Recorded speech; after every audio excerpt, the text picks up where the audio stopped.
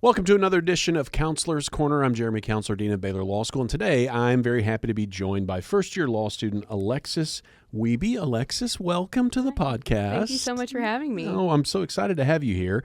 Now, you are from one of my favorite places in Texas, Tyler, Texas. Yes, sir.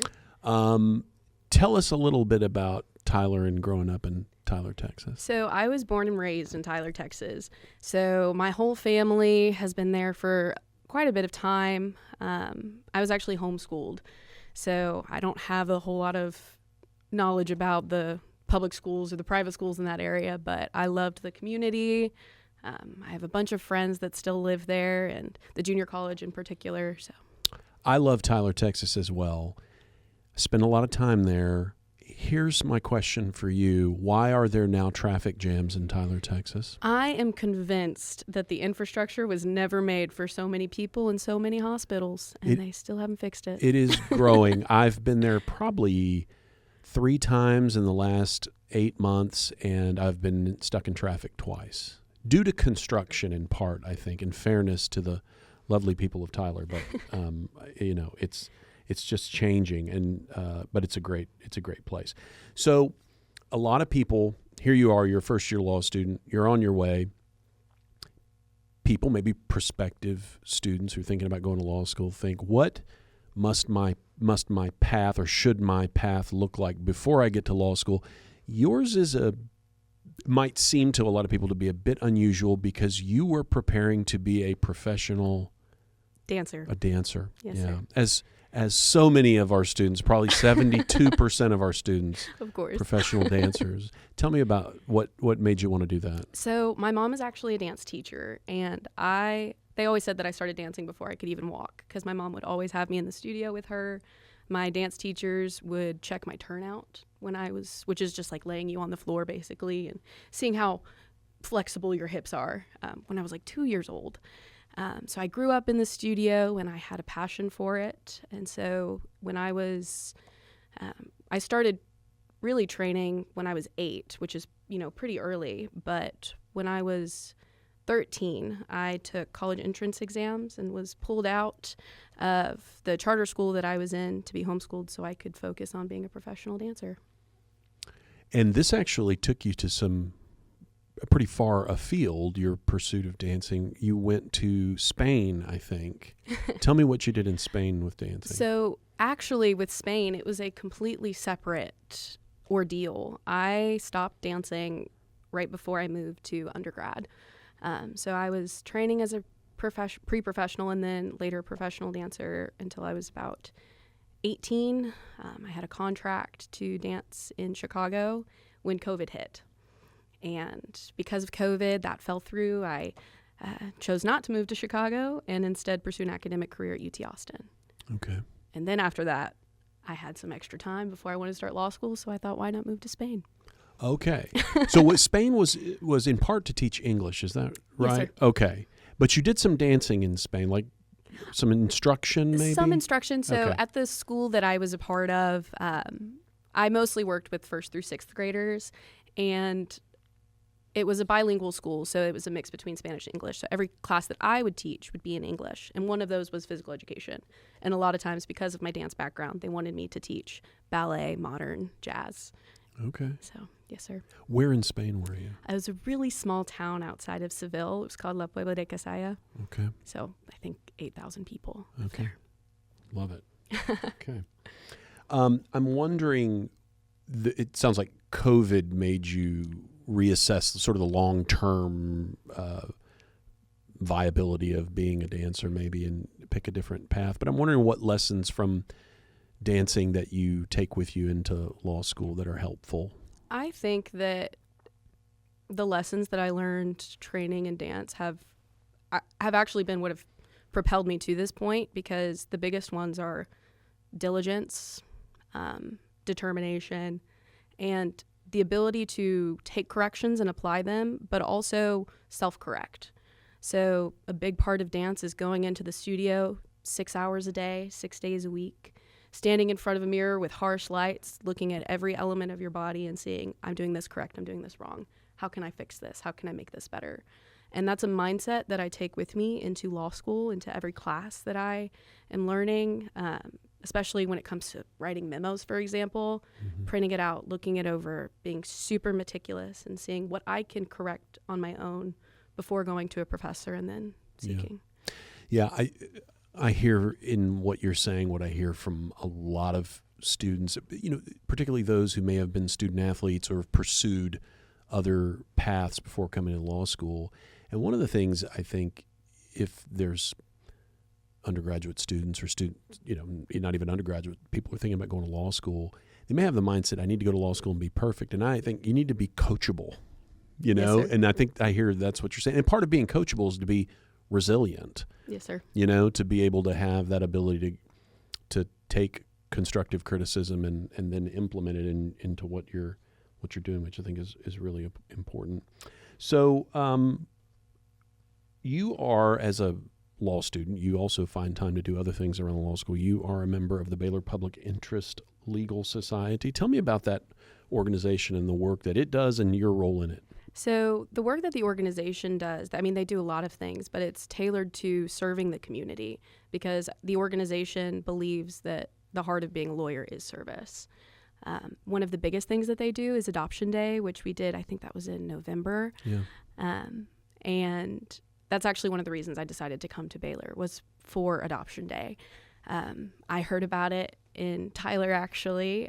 Judge Wilson, who is the family law judge there, told me all about Baylor, so I started researching it, and I found the Public Interest Legal Society. I looked into Adoption Day, and it just, it felt right. And so We'll talk about what Adoption Day is for people who aren't familiar. So Adoption Day is when Baylor Law School puts on this grand event where we get to take the kids in McLennan County and they do their adoptions instead of at the courthouse here at the law school. And we decorate it based on a theme every year that Professor Fusilier picks. And this year it was Paddington. So we decorated the law school. We created a bunch of fun events for the kids. So that way the experience is super exciting and less stressful for the kids. I think that's the most important thing that I see from it is a lot of times the courthouse can be a very stressful place, especially for children in such a vulnerable scenario. And so being able to take them in a position where they can just have fun and really do a bunch of fun activities with their family and other kids their age that are experiencing the same things is just a beautiful thing to see. And there's always a theme, often around some popular animated film that's out at the time, and people dress up like the characters. Did you dress up this year? Yes, sir. Who did you dress up? I dressed up as Paddington's adopted father. Okay.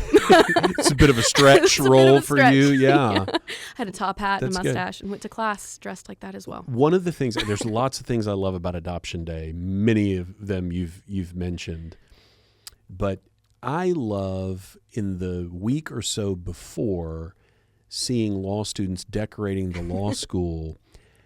And one of the reasons I love that is it's like, here are these law students, they are on the path to like these high-powered jobs and everything, but that week they've got construction paper and they're gluing things together and hanging things from the ceiling. And it's just a reminder, we're not too good for anything if we're serving a good cause. And I really love that culture around Adoption Day. So Yes, sir, I do too. what did you do any of that? Any of the paper macheing or? Oh, yes. There's Okay. plenty of pictures of me on my hands and knees, glitter in my hair, trying to paint the fireplace. So I made the fireplace. The London Bridge was Yes, a we had a feat London Bridge. to put Yes. up because oh wow. you have to And make train tracks. We had Yes. train tracks through the law school. Those were great. We started actually my first quarter, which was over the summer. Okay. And that's when I started participating and helping with the decorations. At that point, it was just cutting leaves for Yeah. the actual courtroom. But especially the week of, I was here and so many students at the law school, but especially the organization, the BPILS organization. We were here every night. Yeah. Cutting away, painting. Yeah, it's both a service to the community and the families of the community, but also it's a way that we try to instill in students. If you can do all sorts of different things with a law degree, and the one student may do something that is 1,000 miles away from what another student does, but the theme throughout being a lawyer is serving. You have to serve people, and Adoption Day is one of the ways we try to instill that in people. Okay. Speaking of serving, there's a family member of yours who has done incredible service for the entire country and indeed the world, in that he allowed a film crew to document one of the greatest battles between good and evil ever captured on film, and that is in a documentary film called The King of Kong: A Fistful of Quarters. And Elexis, I know you've admitted to me you have not seen your relative, Steve Wiebe, is the hero of this film. You've never seen the movie. It is one of my favorite all-time films. I encourage everyone to watch it. I have thought about doing a screening at the law school of the movie, but I just can't find sort of a legal connection to justify doing it. But I love this film. Why, in the name of all that is right and good, haven't you watched this movie where a family member of yours defeats evil through Donkey Kong?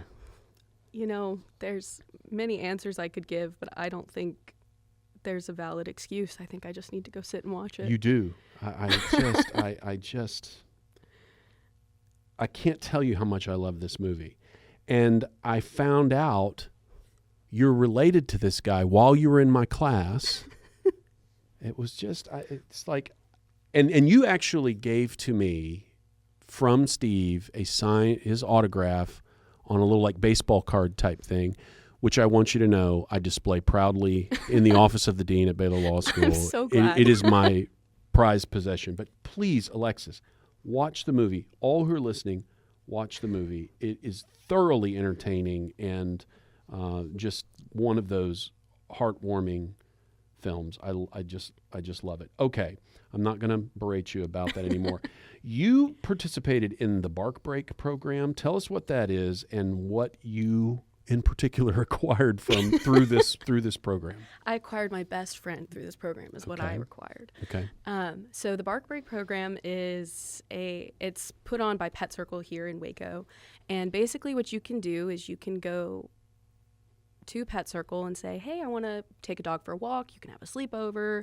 And you basically just check out a dog for the day. And are these dogs that are like in foster care or something? Yes, sir. So these are in foster care. And so this is a rescue shelter.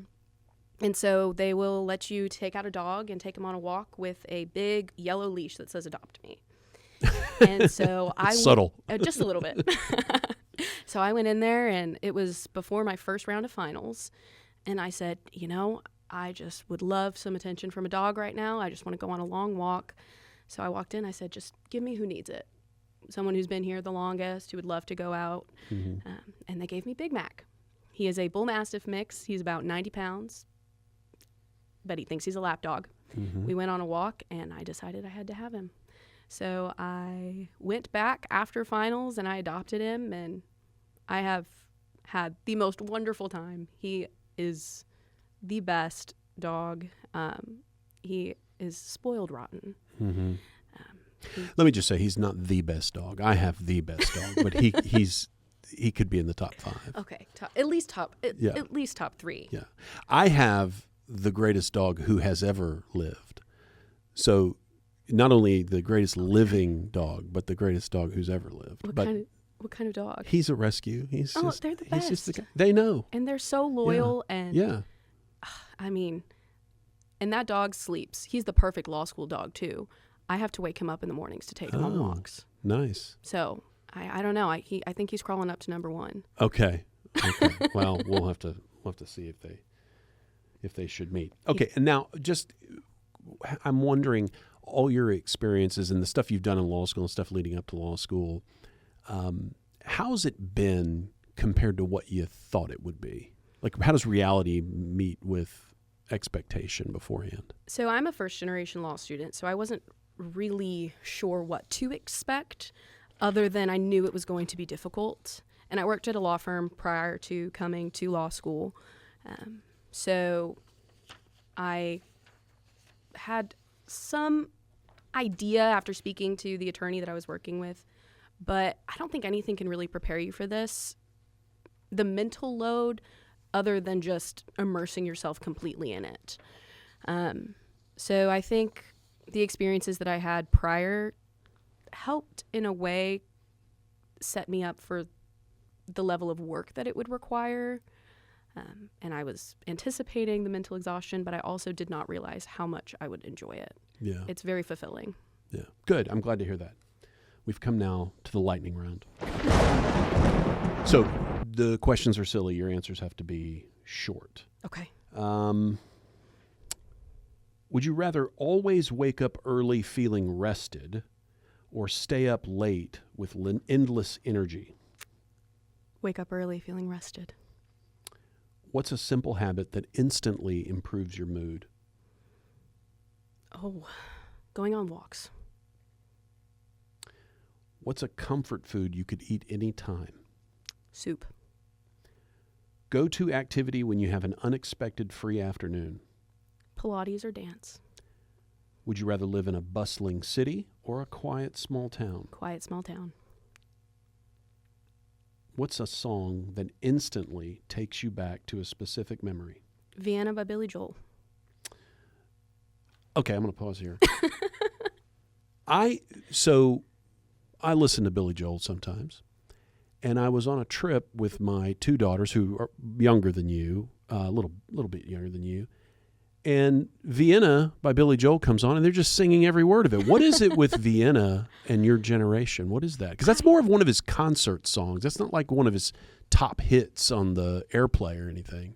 You know, I don't really know what it is with our generation. I know that it resonates with me because I've always felt very rushed in my life. I think because I did everything so quickly, that it's kind of nice to take a message of, yeah, slow down, it's okay. If it's supposed to happen, it's going to happen. But as far as generation as a whole, I don't really know. Okay. Well, I was asking you to speak for the entire generation, and you utterly failed. Would you rather explore space or the deep ocean? The deep ocean. A pause button in your life or a rewind button in your life? Spain. So that's rewind. I would use a rewind and a pause. What's the best spontaneous decision you've ever made? Moving to Spain. What's the last show you binge watched? Oh, goodness. I don't really watch TV that often. The Summer I Turned Pretty. Okay. See, that... I know. You definitely now have no excuse for not watching I know. King of Kong. I knew that was going to hurt me. What's your favorite movie soundtrack? Oh. Interstellar. Okay. I understand you may have a question for me. Yes. If you were a part of any historical event, what would it be and what role would you play? Oh, wow. I wouldn't want to play a role, but I'd like to be an observer. I would want to be at the Constitutional Convention. I would like to hear what they were saying about why they put the things in that they did. I know we have the Federalist Papers. You know, we've got some perspective on that, but to be present in the conversations would be really, really interesting, I think. You know, I know that's kind of a law professor nerdy kind of thing to say, but yeah, that would be. I think that's what comes to mind first. That's a great answer. Thanks, Elexis. Enjoyed it. Appreciate you. Very proud of you. Thank you so much. Watch that movie. I know I will. After finals.